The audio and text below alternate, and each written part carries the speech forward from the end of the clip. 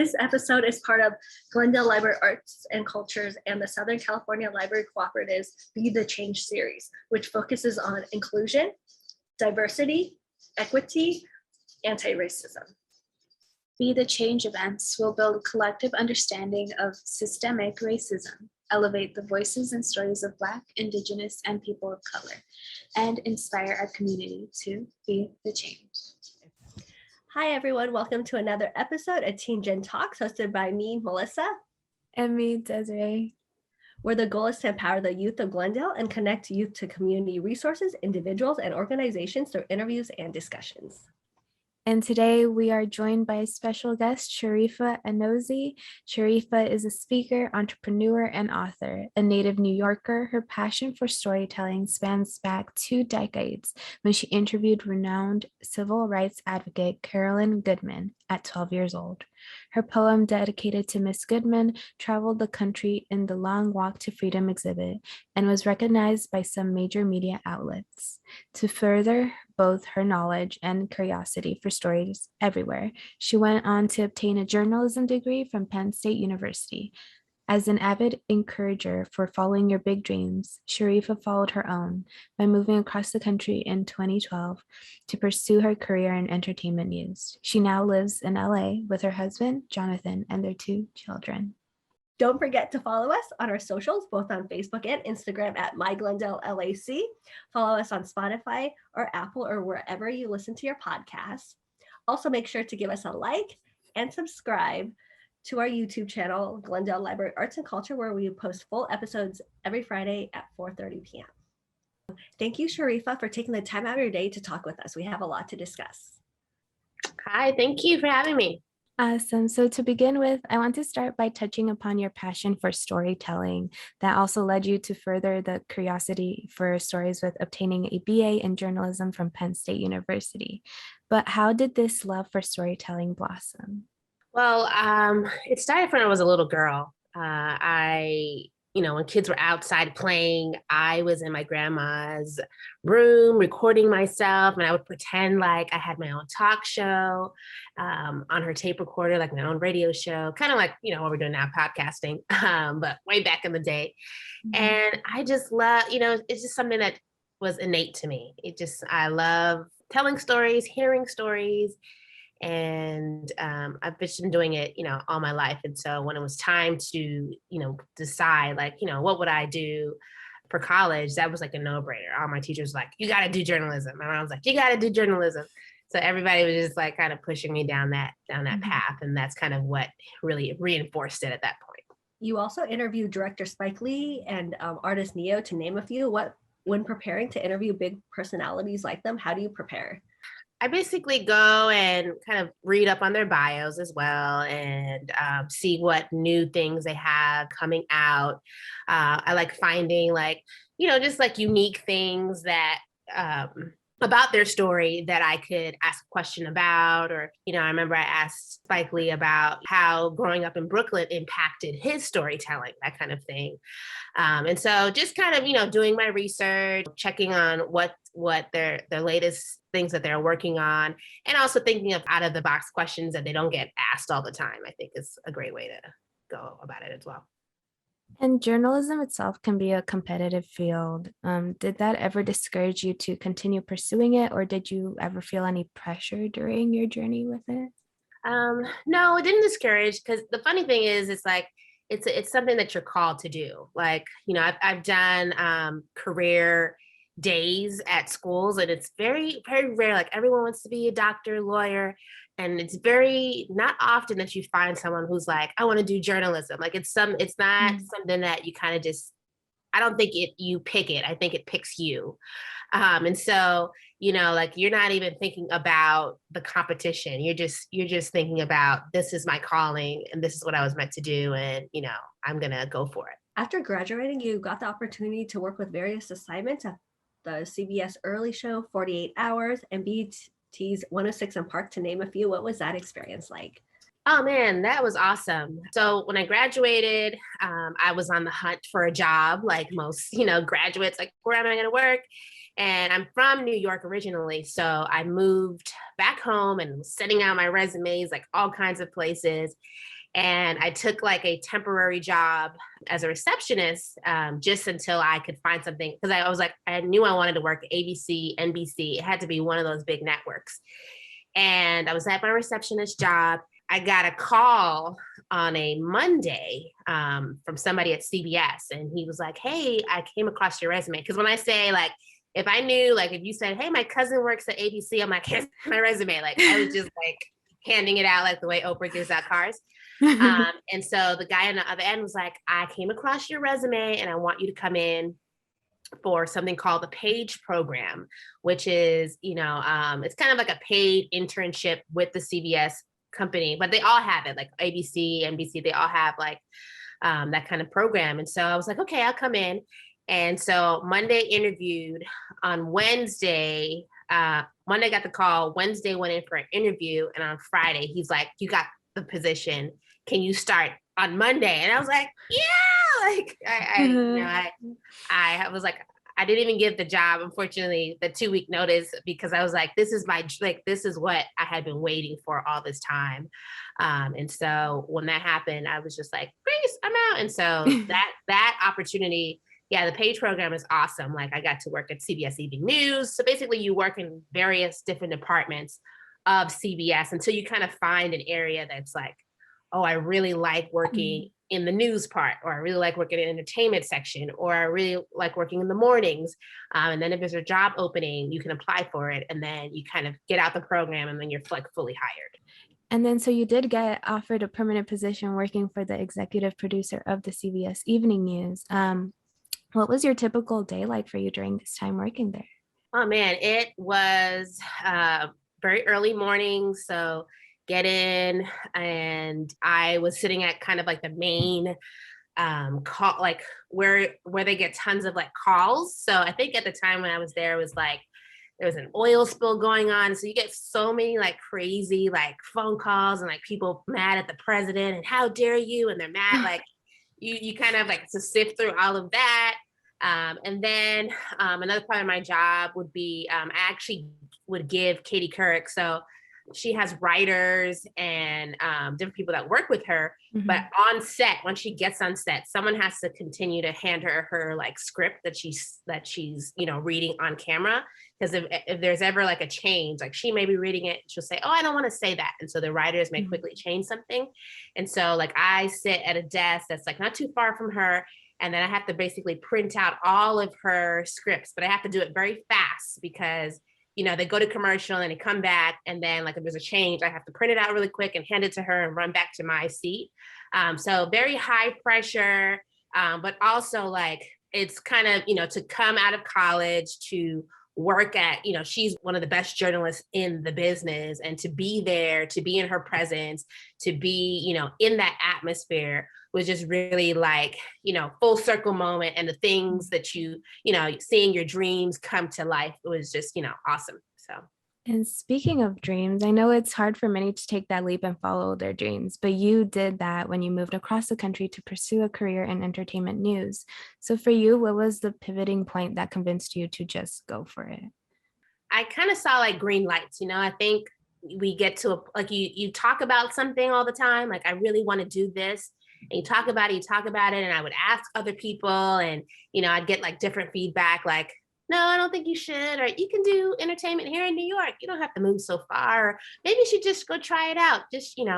And I think at the time when I started talking about it, I had just got like a promotion, and then I was like in a relationship. And then there were just a lot of things that the timing didn't feel right. And then came a point where like things were shifting and changing at CBS, and Katie Couric had left. And then they kind of like switched my job, and they were about to give me a job I didn't want.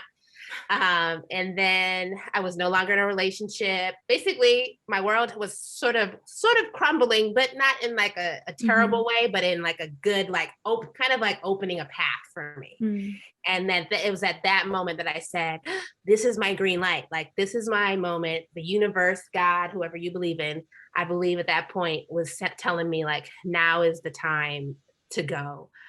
So I booked a one-way ticket. And again, people were like, you're crazy.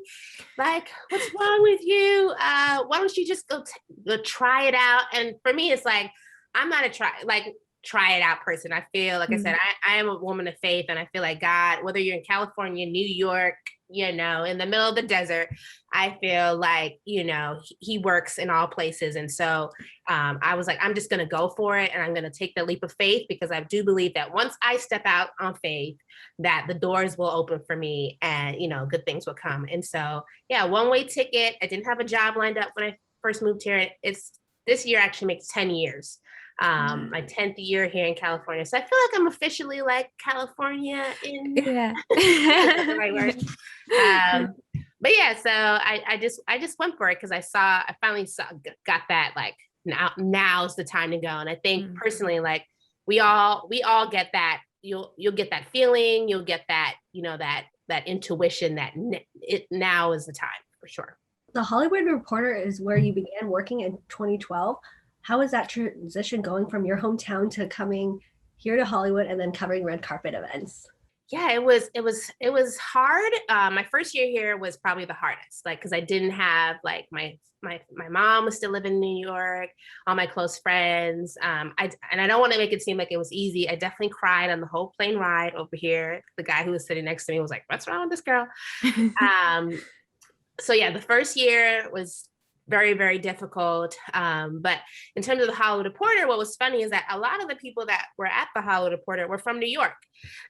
So they all seemed to be like transplants too. So that was kind of cool that, I had people that could relate to me and like, oh yeah, I used to go, to catch a train too, and blah, blah, blah. So just different things, I had to find my way. I still, to this day, I still use my GPS for everything, just the creature of habit. But I didn't know my way around. I had to, figure out, I didn't know how to drive, thankfully, because I did go to away to college. So I did have that experience. But a lot of New Yorkers, because even my boss, like, she didn't have a car, like she just walked to work. So a lot of New Yorkers are not big on like the driving here and the traffic. But I assimilated to all of that, got a car and kind of just transitioned slowly. And then eventually it got easier, but it did help that, a lot of the people that worked with me were also New Yorkers. So that kind of made me feel at home. And do you have any piece of advice for anyone wanting to pursue journalism, or just in general, or struggling to pursue their dream? Yeah, I would say if it's journalism you want to do, nowadays it's crazy, because the path when I was going for it, it seemed like you go to college, you do all those things, get your degree and apply to jobs. But now it seems like there's so many different ways to get to where you want to go. Like, it could be on the TikTok route, like maybe you're doing interviews that way, or you're like you're great at doing different stuff on YouTube. So it doesn't, basically what I'm saying is that everybody's path is different, right? And so I would never say to take my path. I would just say, if there's a dream or something that you really want to do, people will see your passion, people will see your love for it. It doesn't matter what avenue you take. So YouTube, TikTok, or, to go the traditional route of going to school, going and get a degree that way. Whatever it is that you decide, just put your all into it, really show that it's your passion. And, people will notice that and see it and really back you up for it. So go for it. You give back to your community a lot by mentoring and empowering young people, as well as helping the homeless in the LA area. How important is giving back to you? So important. Again, when I moved here from New York, one of the first things that I noticed was the homeless population, because in New York, it's, there's homeless everywhere, but here it just seemed to like stick out like way more than normal. So I'm like, what's going on? And I went and did some research, and I found out that California has the largest homeless population in the United States. So I'm like, oh my gosh, that would explain why, I'm seeing it so vividly here.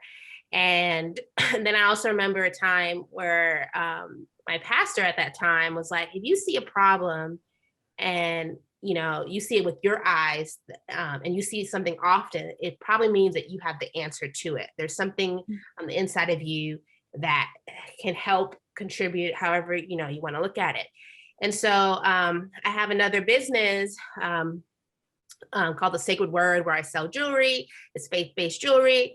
And what I did with that is I used, some of the proceeds that we made from that business to make blessing bags for the homeless. And so my husband and I don't think we had kids yet at that time. Don't remember, but my husband and I, we would go out and we'd hand out these bags. And I mean, I would meet like some of the most amazing, people on the streets. And you're like, there's such this misconception that they're on drugs or they're this or they're crazy. And I have spoke to some of the most intelligent people. I spoke to some of the people who are like on fire for the Lord, for God, even though they're on the street and they have nothing, right? And they're still like full with hope, full with joy. And, they enjoy the goods that we're giving them, but even just the conversation, like someone's taking the time to acknowledge me, to see me here on the street, talk to me, that is probably like, it blesses them, but it also, at the end of the day, that's what like brings us joy to be able to do that. In your journey as a mentor, what is something you have learned from the youth? Oh man, never to lose your childlike joy. I think as you get older, people tell you no, you'll face a lot of like hard times, and you can allow those negative words, those feelings, those experiences to change who you are. And a lot of people get quiet, they get recluse, they stay away from people, they stop sharing and caring and whatever it is. And you never want to lose your childlike joy. So be fun, be happy, keep your joy, never lose that, because that is what's going to keep you going for the long run. You are also a motivational speaker. How do you make sure that you keep your motivation running to help others? That's a good question. I avoid negative people. I avoid Debbie Downers, people that'll drain your spirit. And I think it's just important to be aware, if something, I don't think it's a good idea. Like, even if all my friends are going, but I know that situation may not be good for me mentally, spiritually, I'm not going. And so I think it's important to know your boundaries, know your limits, and, say yes when you mean yes and say no when you mean no. And you're also an author. I want to specifically touch upon your 2 books, Sibling Love and It's in You, a book for big dreamers. What inspired these 2 books? Let me show you here. Oh, yeah. I really love the cover. It's such a cute cover. Thank you. So yes, I did mention I'm a mom of 2, and I always knew I had a book on the inside of me. I just didn't know what that first book would be. I actually have books like in my Google Drive that I've written, but I've just never did it. And then in 2019, like literally right before the pandemic started, I saw like a post from like a friend, and she's like, if you want to write your book, we can get it done by Christmas. And I was like, again, remember that the sign, the red, the green lights, like this is the path, like that was that thing. So I'm like, okay, now's the time. And so I went for it. So the first book was called It's in You, a book for big dreamers. And if you just listen to my story, then it kind of just sums up, like, you'll know like where I'm coming from with that. Just about believing that everything you need is already on the inside of you to succeed. And so that was what that story was about. And I just wanted to encourage my own children and other children, like, whatever it is you want to be, go for it. And in the story, there's like some animals who are like, basically it's a caterpillar with a dream to fly. And then the other animals are like, man, caterpillars can't fly. Like, you're not going to fly. And just kind of like, showing like what can happen. There are people who are not going to believe in you. There are times where you may not believe in you, but you just got to keep going. You got to keep pushing. I love the whole, like, the transformation that a caterpillar has to go through to become this butterfly, because we all, in some ways, we all have to go through that. We all have, some of us have, like the ugly duckling phase, and we have the times where you have to like you go through hardship, but on the other side of that is this beautiful, take flight and, watch your dream come to life. So that's what that story is about. And then the second book I wrote is called Sibling Love. And that one is obviously about my two kids. They inspired it because I didn't grow up with siblings. I do have other siblings on my dad's side, but in my house, it was just me. And so watching my two kids, like they literally will love on each other, like, I love you, I love you. And then 2 seconds later, I hear slap, slap, no, mine. And I was like, what is going on?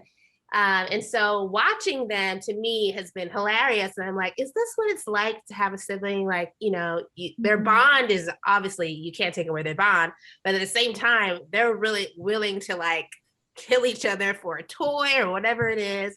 And so I was like, I'm sure a lot of siblings around the world could relate to this. And I wanted to encourage, positive sibling bonds and just have people, kids read it. Cause it's funny, adults have even read it and they're like, oh my gosh, this so reminds me of my childhood when I was growing up with my siblings. And so, yeah, those are the two books. So what is your writing process like? But it's a new, like I said, I knew I kind of had the story kind of in my mind. I knew I wanted to talk about, the transformation between the butterfly and the caterpillar. So I do kind of similar to like, as a journalist, I do my research. Like I want to make sure that I'm giving children the proper information about butterfly metamorphosis and just really, so I did all the research about butterflies and what they eat and what they don't eat and how big they are and, digged into all of that to help me cultivate the story. And then deciding if I wanted to rhyme or not rhyme. And then in terms of like picking the animals, like, just picking things that are like, obviously, like what would you see in a backyard in nature, that kind of thing. So I kind of do it the same way I would, like if I was writing an article or interviewing someone, I kind of like do all my research and, put it all together and then go and like draft up the story. And then it goes to the editing process that way.